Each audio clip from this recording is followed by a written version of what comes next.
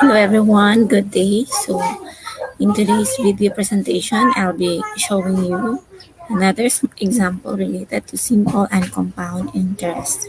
So in my previous presentation, in my previous video presentation, I have shared to you on how to calculate simple and compound interest. We will be using the same example to represent the difference between simple and compound interest and their equivalents.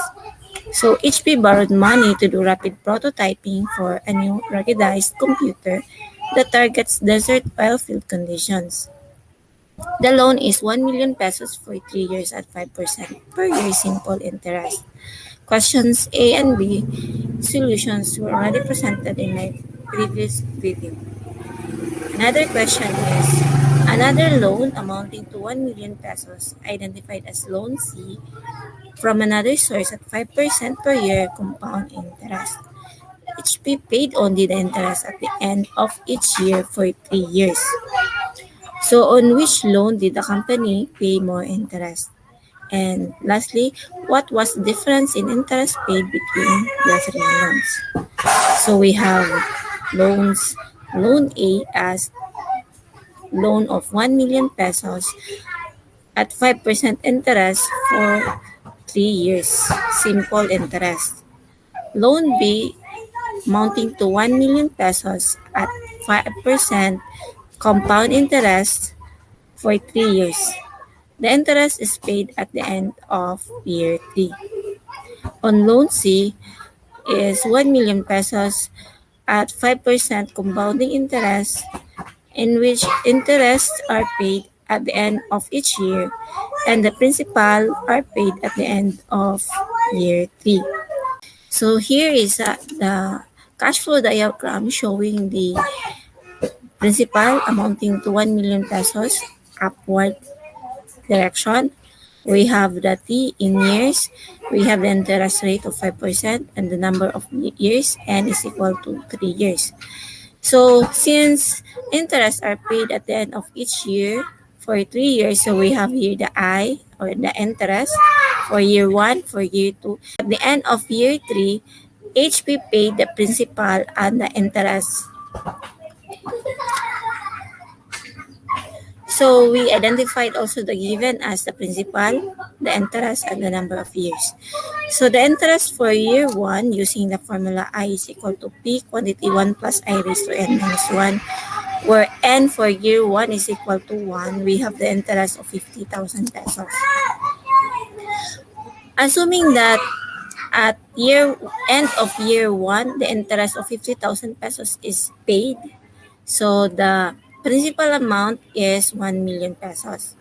And for year 2, the number of years or the duration n is equal to 1, so that the interest is still 50,000 pesos. And at the end of year 2, the interest is paid. So therefore, at the start of year 3, the principal is 1 million pesos and the number of years n is equal to 1. And then the interest is 50,000 pesos. So at the end of year 3, the total to be paid is 1,050,000 pesos as the interest. If we tabulate them, we have here at the end of year, the amount borrowed, the interest, the amount owed, and the amount paid. We can see here that the end of year 3, the amount paid is 1,050,000 pesos. So this is the solution for identifying the interest and the amount paid at the end of each year for 3 years for loan C. This is the summary of loan A, the simple interest that is paid at the end of year 3. So the total amount paid is 1,150,000 pesos. For loan B, wherein compound interest is paid at the end of 3 years, we have the amount borrowed of 1 million pesos, interest at year 1 of 50,000 pesos, the interest of year 2 at 102,500 pesos, and the interest at year 2 of 157,625 pesos. The total amount paid by HP at the end of year 3 for loan B is 1,157,625.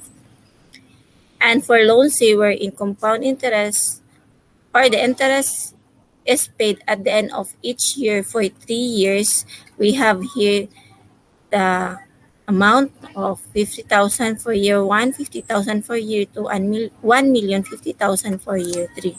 Comparing all these loan arrangements, loan A, B, and C, we have here the total interest paid for loan A amounting to 150,000 pesos, total interest paid for loan B amounting to 157,625 pesos, and for loan C amounting to 150,000 pesos.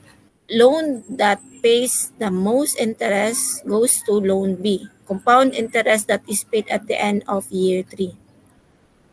So for the answers on the questions, on which loan did the company pay more interest? So it's loan B. And what was the difference in interest paid between the three loans? So we have for loan A, B, and C, we have here loan A and C is equal amounting to 150,000 pesos, while loan B amounts to 157,625. So there's a difference of 7,625 for loan B.